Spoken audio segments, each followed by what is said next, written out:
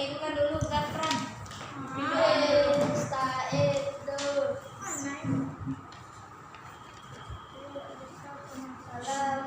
Assalamualaikum warahmatullahi wabarakatuh. Waalaikumsalam warahmatullahi wabarakatuh. Bismillah. Bismillahirrahmanirrahim. Rabbi zidni ilman warzuqni fahman. Rabbi shrah li sadri wa yassir li amri wahlul 'uqdatam min lisani yafqahu qawli. Ya Allah, Tambahkanlah ilmuku serta pengertianku. Ya Allah, lapangkanlah dadaku, mudahkanlah urusanku, dan bukakanlah buku lidahku, sehingga semua orang mengerti perkataanku. Amin. amin. Kenapa doa kami? Oke, baik, kita mulai. Bismillahirrahmanirrahim. Assalamualaikum warahmatullahi wabarakatuh. Waalaikumsalam warahmatullahi wabarakatuh. Alhamdulillahirrahmanirrahim. Bersyukur kita kepada Allah. Kembali Allah beri kesempatan buat kita bersama untuk melanjutkan pemberian materi untuk Olimpiade yang waktunya sudah dekat, yaitu di tanggal 4 Mei ya, dekat lagi. Sekarang sudah tanggal 25 April. Bersalawat kita kepada Rasulullah dengan ucapan Allahumma sholli ala Muhammad wa ala ali Muhammad. Assalamualaikum ya Rasulullah. Mudah-mudahan dengan selalu bersalawat kepadanya kelak di yaumil akhir nanti kita akan mendapatkan syafaat. Amin ya rabbal alamin. Anak-anak ibu yang soleh dan soleha yang ibu sayangi, pagi hari ini kita akan membahas materi tentang rukun iman yang keempat dan yang kelima. Nah, apa itu rukun iman yang keempat? Iman kepada Rasul. Iya, iman kepada Rasul. Rukun iman yang kelima? Iman kepada hari kiamat. Iya, iman kepada hari akhir atau hari kiamat. Nah, kita akan bahas satu persatu ini. Mari kita mulai pembelajaran kita dengan membacakan basmalah. Bismillahirrahmanirrahim. Oke. Iman kepada Rasul atau Nabi. Nah, sekarang ada Nabi dan ada Rasul. Ada perbedaan atau sama antara Nabi dan Rasul? Beda ya, bagus ya. Kita sudah belajar di kelas 4 ya. Ada perbedaan antara Nabi dan Rasul. Apa itu Nabi? Nabi adalah orang-orang Ya, laki-laki yang yang diberi Allah untuk dirinya sendiri. Ya, Nabi adalah laki-laki yang diberikan wahyu oleh Allah untuk dirinya, tidak diwajibkan menyampaikan kepada orang lain. Jadi dia tidak punya tugas untuk mendakwakan, dia kan tidak wajib. Kemudian Rasul adalah laki-laki yang diberi diberi Allah pilihan yang diberikan Allah. dan kesabaran. Iya, bedanya dia memiliki kewajiban untuk menyampaikan. Jadi laki-laki pilihan Allah yang diberikan wahyu dan dia diberikan tugas ya, kewajiban untuk menyampaikan risalah itu kepada umat atau kepada manusia. Itu antara Nabi dan Rasul. Nah, anak-anak, kalau kita tahu ada Nabi ada Rasul, maka jumlah Nabi itu sebenarnya banyak sekali. Di antara Nabi yang terkenal adalah gurunya Nabi Musa. Siapa itu? Pintar, Nabi Khidir. Anak Nabi Adam ada juga Nabi Sid. Ya, cuma kita tidak tahu banyak untuk di SD karena kita tidak ada di buku. Tapi itu juga kita ketahui ya. Jadi banyak sekali sebenarnya Nabi itu ya. Tetapi yang menjadi Rasul, yang dijadikan kategori Rasul ada 25. Jadi yang kita pelajari selama ini di SD itu adalah dia Nabi sekaligus Rasul. Jadi bedanya simpel. Seorang Nabi belum tentu Rasul, tetapi seorang Rasul sudah pasti Nabi. Baik toh? Oke, baik. Kita akan menghafal nama Nabi dengan lagu ya. Gunakan jarinya sampai nggak ya 25. Iramanya boleh beda-beda, tapi kali ini kita pakai irama ini aja dulu ya. Yang lain nanti boleh berinovasi bagaimana menghafal nama Nabi 25 dengan irama sendiri. Dengarkan nih, oke. Irama dari Bu Alis nih. Adam, Idris, Nuh, Soleh alaihissalam, Ibrahim, Lut, Ismail, Ishak, Yakub alaihissalam, Yusuf, Ayub, Zulkifli, Su'aib, Musa alaihissalam.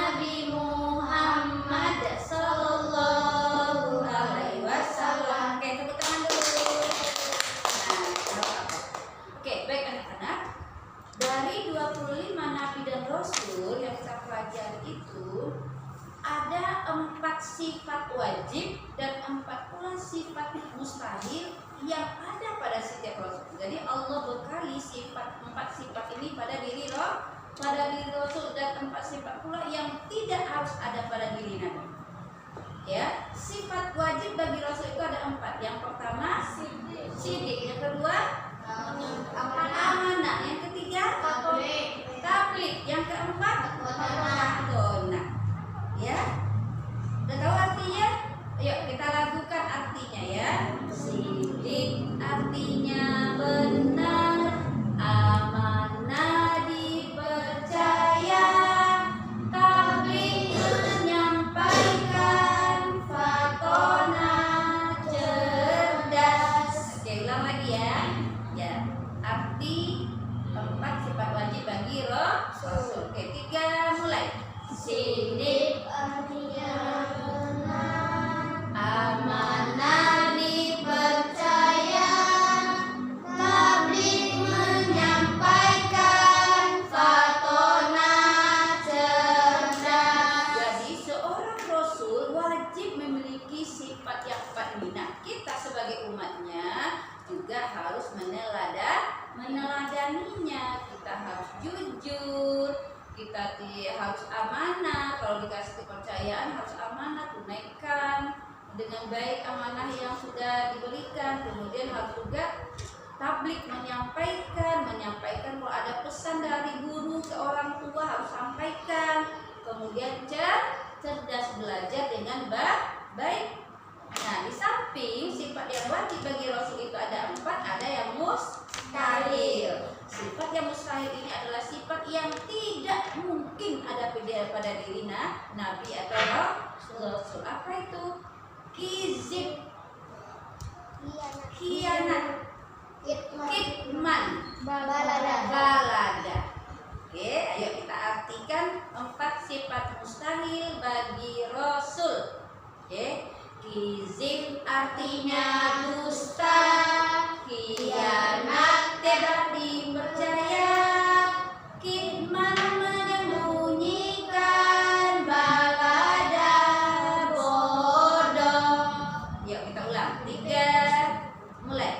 Kizib artinya dusta, khianat tak dipercaya, kitman menyembunyikan, balada bodoh. Nadine bisa lihat ke Tata bodohnya. Tata nggak bodoh. Bodoh. Jangan dong. Oke. Ini 4 sifat ini tidak mungkin ada pada diri seorang Rasul. Ya, dusta tidak akan pernah. Oleh sebab itu kita jangan pernah berdusta ya. Khianat apalagi dikasih jadi ketua kelas malah dia nanti yang ribut, yang ngacauin kelas. Jangan. Kitman menyembunyikan, ada perintah dalam Al-Quran itu yang harus dilakukan biar masuk surga. Saya sembunyikan lah, nggak usah saya sampaikan. Nggak mungkin. Bodoh apalagi, nggak mungkin seorang Rasul bodoh. Nabi kita saja ya, pada awalnya dia ummi, tidak bisa tulis baca karena Jibril ya mengajarkannya. Guru Rasul itu Jibril, ya kan? Itu langsung kepintaran itu nampak, dan dia diakui manusia yang terpintar di seluruh dunia. Orang Kristen itu tidak mengakui Nabi itu adalah orang hebat, ya, orang hebat sedunia ya. Oke, itu dia ya. Nah, anak-anak coba lihat di buku, nanti Ibu akan suruh satu-satu ke depan. Dari 25 Nabi dan Rasul tersebut, dari 25 Nabi dan Rasul tersebut ada 5 Nabi atau Rasul yang dikasih gelar Ulul Azmi. Ya, nah sekarang Pak Anis tanya dulu, Ulul Azmi itu maksudnya apa? Rasul yang diberikan ujian yang berat, kesabaran yang ujian. Ya benar, semuanya hebat. Jadi Ulul Azmi itu adalah Rasul, Nabi yang diberikan ujian ketabahan yang sangat luar biasa dalam menjalankan risalahnya, dalam berdakwah kepada kaumnya, kepada umatnya, mendapatkan tantangan yang luar biasa, baik dari keluarganya. Nah, siapa yang dari keluarganya yang mendapatkan tantangan? Nuh. Siapa lagi? Muhammad, Ibrahim. Dari pamannya sendiri, ya kan? Gimana rasa sakit sakitnya hati kita jika keluarga kita sendiri tidak percaya dengan kita. Kan begitu ya nak ya? Bagaimana beratnya tantangan yang dirasakan oleh Nabi Ibrahim. Ayahnya saja membuat patung atau berhala. Nabi Nuh, istri dan anaknya nggak percaya dengan ajaran yang dia bawa, itu luar biasa. Nah. Terus lama lagi berdakwahnya, hanya beberapa orang saja yang ikuti. Ya, beberapa orang saja yang ikuti. Nah, bukan berarti yang lain tidak sabar. Nabi Ayub kesabarannya luar biasa, tapi Nabi Ayub itu kesabarannya untuk dirinya sendiri. Apa cobaan yang dialami Nabi Ayub? Penyakit. Sama sakit. Iya. Iya, sakit selama 7 tahun, bukan 7 hari 7 bulan. Ya, kemudian anaknya banyak dibunuh oleh iblis, kan? Tetap aja dia beribadah. Miskin dia, Bu. Miskin artinya kaya raya jadi miskin, tetap beribadah pada Allah. Sabar, tapi tidak tergolong ulul azmi. Sekarang ibu nih, coba tata dulu. Lingkar 1 Rasul ulul azmi. Rasul ulul azmi itu kita singkat dengan apa? Mim. Mim. Jadi buatkan angka 1 di huruf yang Rasul yang mim itu. Tata dulu ya. Cepat, nanti kalau lambat bisa diganti. Kalau lama kita buat angka 1 di nama Rasul, bukan di nama Rasul yang sudah ada. Apa? Kurang nyimak kan saya. Oke, makasih tepuk tangan. Itu langsung, kalau anak cerdas itu langsung. Oke, ambil. Buatkan angka 2 di nama Rasul ulul azmi yang kedua. Betul? Oke, kita mengakhir. Oke, kata. Siapa Nadine? Oke, ya. Oke, boleh. Pas nih. Betul? Oke. Betul. Oke. Halil. Oke. Oke, ya. Antara kata dan satu. Isa. Yang 4 mana? Mana ya? Betul? Oke. Renata. Ada gilirannya tenang. Zafran nanti Oke, jawab di kursi betul? aja. Betul? Oke, betul. Nah, untuk Zafran adalah memindahkan semua nama yang 5 itu ke ruangan yang masih kosong. Jadi buat singkatannya nimim. Nah, gitu ya. Nimim. Jadi buat begini. Nimim ke bawah buat sambungkan di sini. Bisa?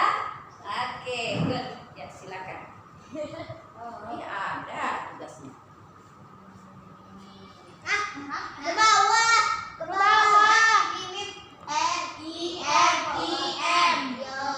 Gitu bisa juga, cuma nanti sambungannya ke bawah itu ya.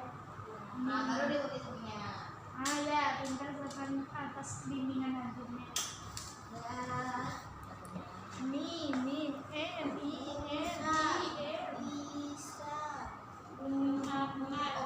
Buat SKW. AS-nya SAW sama Isa AS.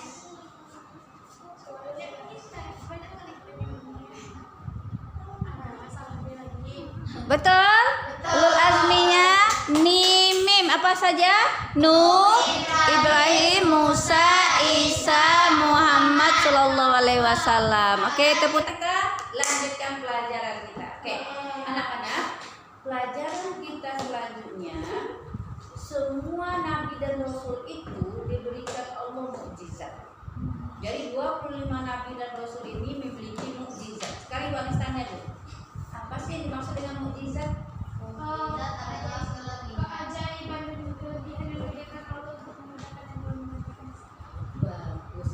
Jadi mukjizat itu adalah keistimewaan ya, dijadikan oleh Allah sebagai tanda atau sebagai bukti dia memang adalah Rasul Allah. Seru. Ya, sebagai Rasul Allah dia. Nah, jadi orang kafir Quraisy kan selalu bilang nih, kalau engkau memang Rasul, apa sih buktinya? Gitu ya. Kalau engkau adalah Rasul, apa buktinya? Nah, sehingga nantangin gitu. Nantangin. Jadi sebagai bukti bahwa dia betul-betul Nabi dan Rasul Allah berikan keistimewaan dan Rasul lebih keistimewaan itu. Mulai dari Nabi Adam sampai Nabi Muhammad SAW itu punya mukjizat. Mukjizat. Nah, kita dalam membicarakan mukjizat ini hanya beberapa rasul yang akan kita bicarakan. Terutama yang kita pelajari adalah ulul azmi. Rasul ulul azmi harus tahu apa mukjizatnya. Mim Nuh, apa mukjizat Nabi Nuh? Membuat kapal besar kali kapal. Belum ada orang panik di kapal udah panik. Yang kedua, Ibrahim, apa mukjizat Nabi Ibrahim? Tidak bisa dibakar oleh api. Siapa nama raja yang hidup di masa Nabi Ibrahim? Namrud. Oke. Yang ketiga, Musa, apa mukjizatnya? Tongkatnya bisa jadi ular, tongkatnya bisa mengelola lautan. Siapa raja zalim yang hidup di masa Nabi Ibrahim? Fir'aun. Oke. Kemudian Nabi Isa. Anak-anak, ini Nabi Isa paling banyak mukjizat. Banyak ya. Bisa buat dari Nabi Isa. Karena pada Nabi Isa ini sudah ada kaum Romawi ya, bangsa Romawi yang ketika itu menguasai wilayahnya. Jadi sangat banyak ya. Ini apa saja mukjizat Nabi Isa yang diberikan oleh Allah? Bisa menghidupkan orang mati. Satu-satu ibu bicarakan dulu. Bisa menghidupkan orang mati. Oke, antum. Apa? Menyembuhkan orang buta dari kecil. Ya, buta dari kecil itu bisa dengan izin Allah buka matanya. Tuh. Iya, bisa membuat burung dari tanah liat dan burung itu hidup dengan izin Allah. Ya, tuh, dan 3 ya. Nah, berbicara waktu bayi, anak-anak, ada sebagian orang mengatakan, mengelompokkan bahwa berbicara waktu bayi itu tidak termasuk mukjizat. Karena apa kira-kira? Karena saat itu Nabi Isa belum menjadi Rasul. Ya kan? Jadi ada para ulama menyebutkan itu tidak mukjizat, tapi itu adalah irhas. Apa namanya? Irhas.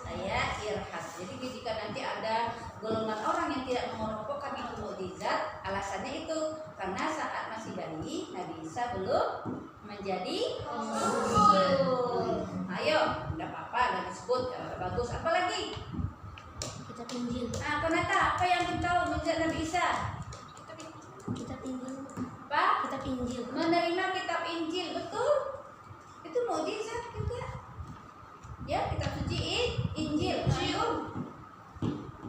Apa lagi? Ada yang tahu, ada yang tahu. Antum nggak tahu?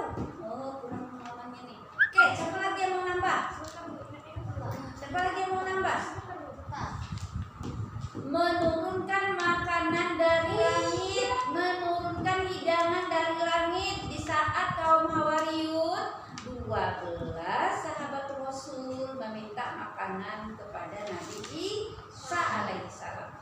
Itu ada dalam surat Al-Hujurat. Dijelaskan itu, ya. Ketika kaum Hawariyun meminta makanan kepada Isa, ya Isa turunkanlah makanan atau hidangan dari langit. Itu Nabi Isa berdoa mengangkat tangannya dengan izin Allah, makanan itu terhidang. Itu mukjizat juga buat Nabi Isa alaihissalam. Banyak ya nak mukjizatnya. Nah, sekarang mukjizat Nabi Muhammad SAW satu-satu. Antum, untuk yang belum. Isra Mi'raj, betul? Betul. Isra Mi'raj perintah menjemput sholat. Anak ibu, banyak amal ibadah yang diperintahkan oleh Allah kepada kita itu lewat penyampaian malaikat Jibril kepada Nabi Muhammad SAW. Tetapi ingat nak, perintah sholat itu langsung dijemput nak. Oleh sebab itu sholat juga merupakan amal ibadah yang pertama kali dihisab, dilihat catatan amalnya oleh Allah di akhirat nanti. Makanya jangan pernah tinggalkan sholat. Perintah sholat itu tidak 5 waktu pada awalnya. Berapa waktu? 50. 50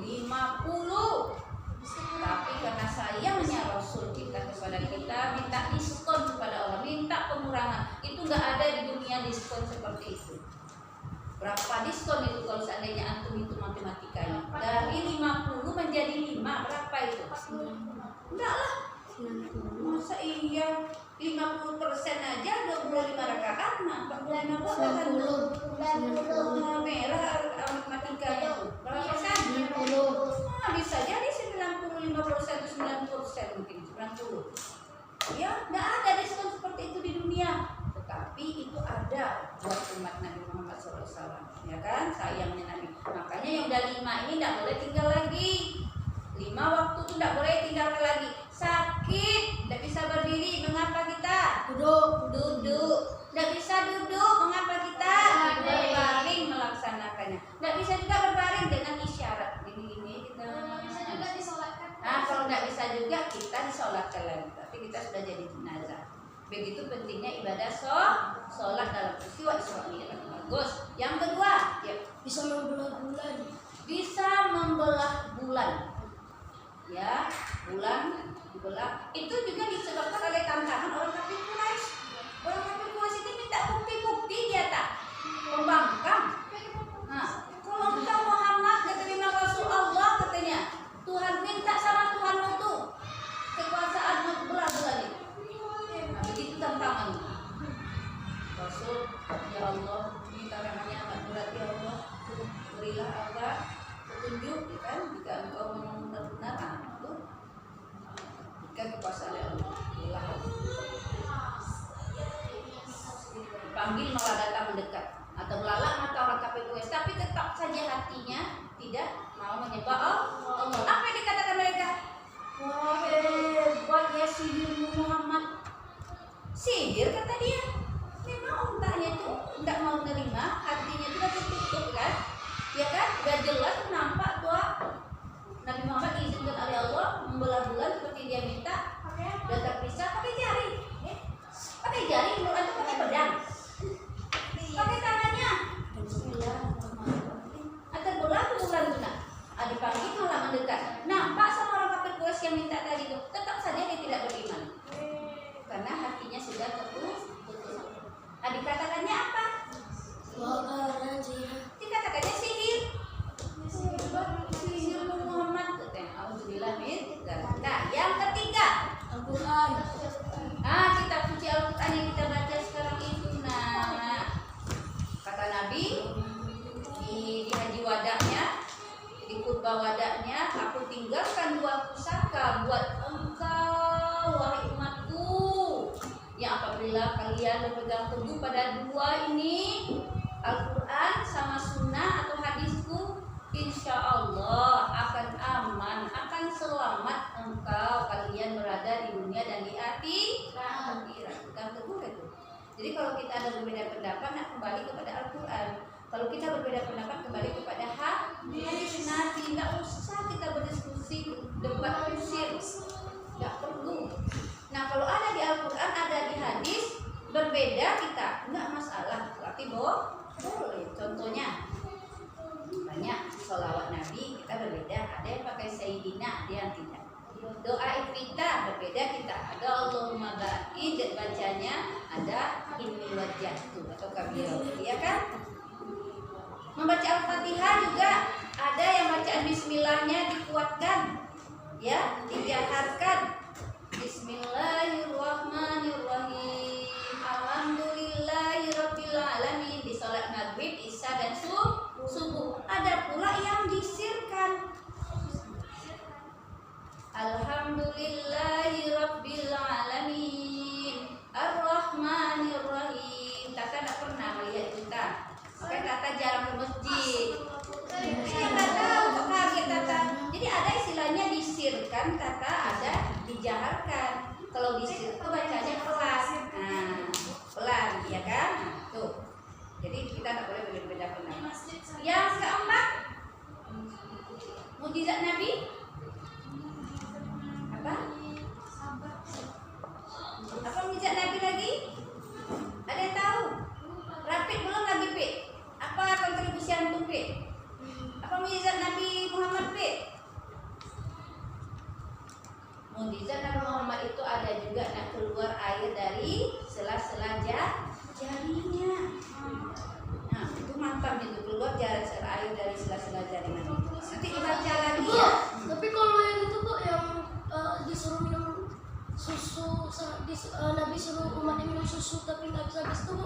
Apa nak Ustazah? Apa nak? Nabi suruh minum susu sama umatnya tuh, tapi nggak bisa habis itu mujizat.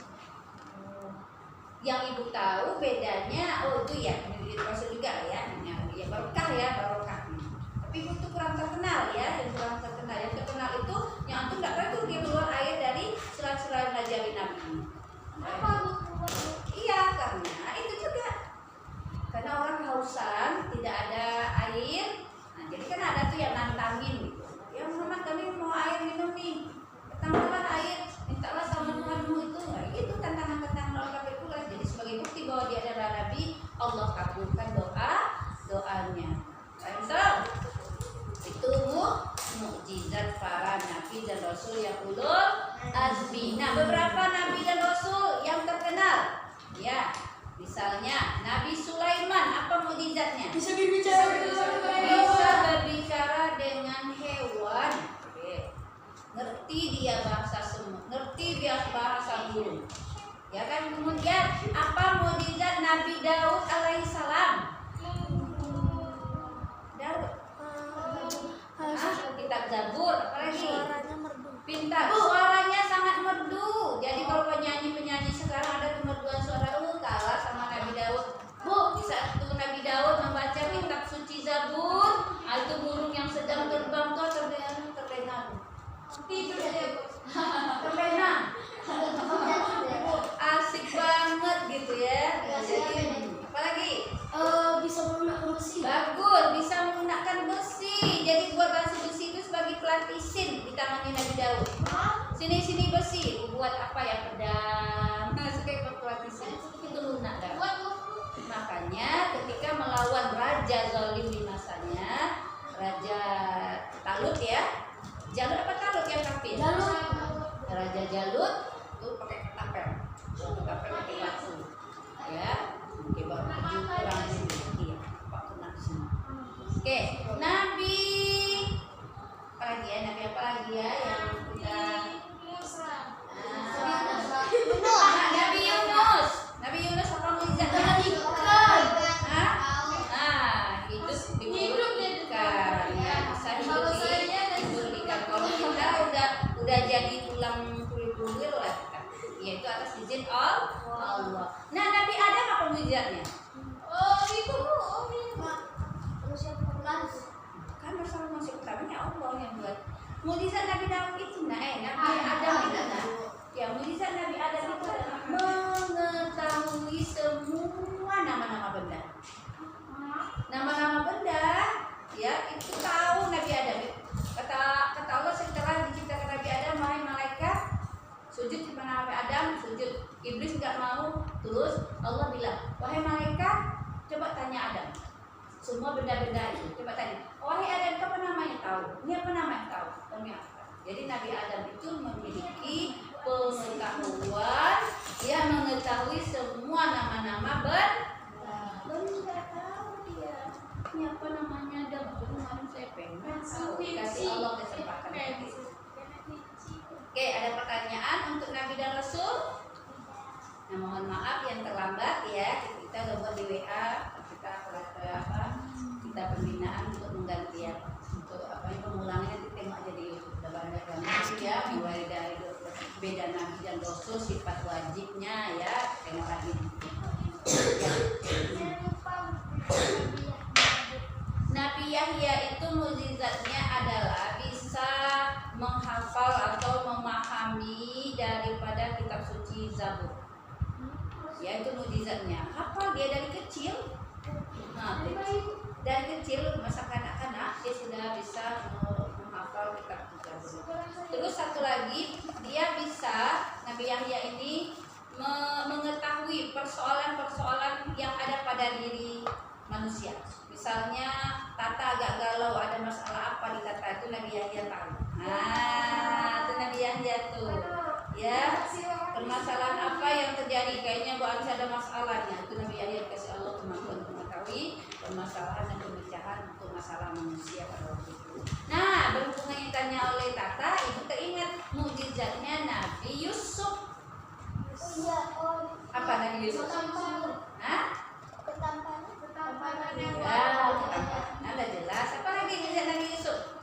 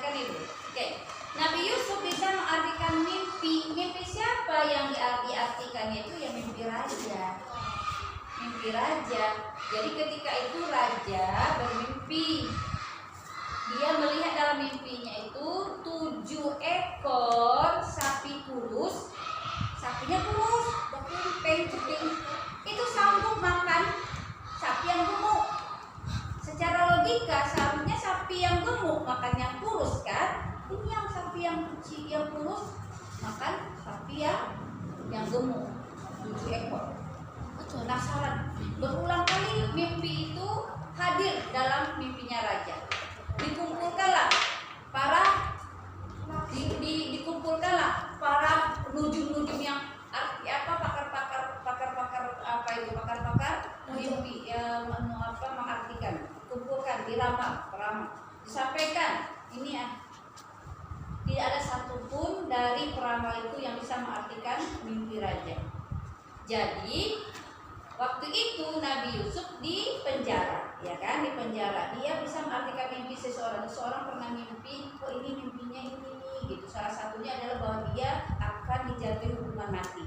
Ternyata itu terbukti. Nah, karena itu berkembanglah berita bahwa ada yang bisa mengartikan mimpi di penjara. Dipanggil Nabi Yusuf. Akhirnya Nabi Yusuf mengartikan mimpinya. Takwil dari mimpi raja tadi adalah akan datang suatu masa, akan datang suatu waktu nanti selama 7 tahun.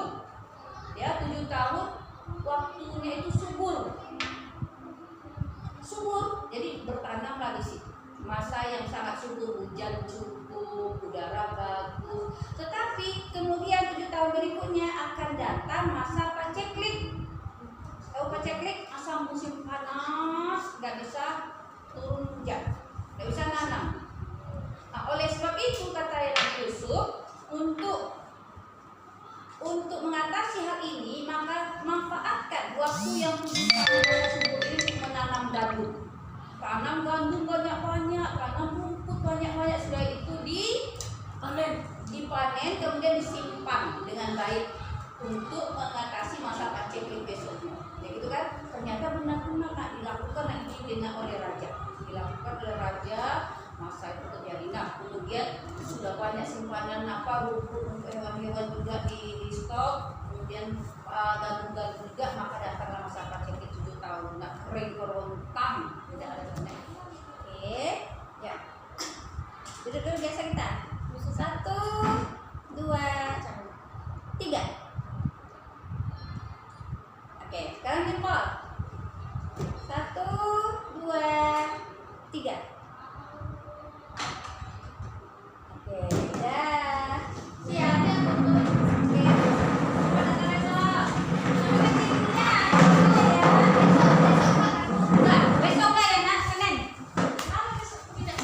Besok Bu Anis mau pikir nak.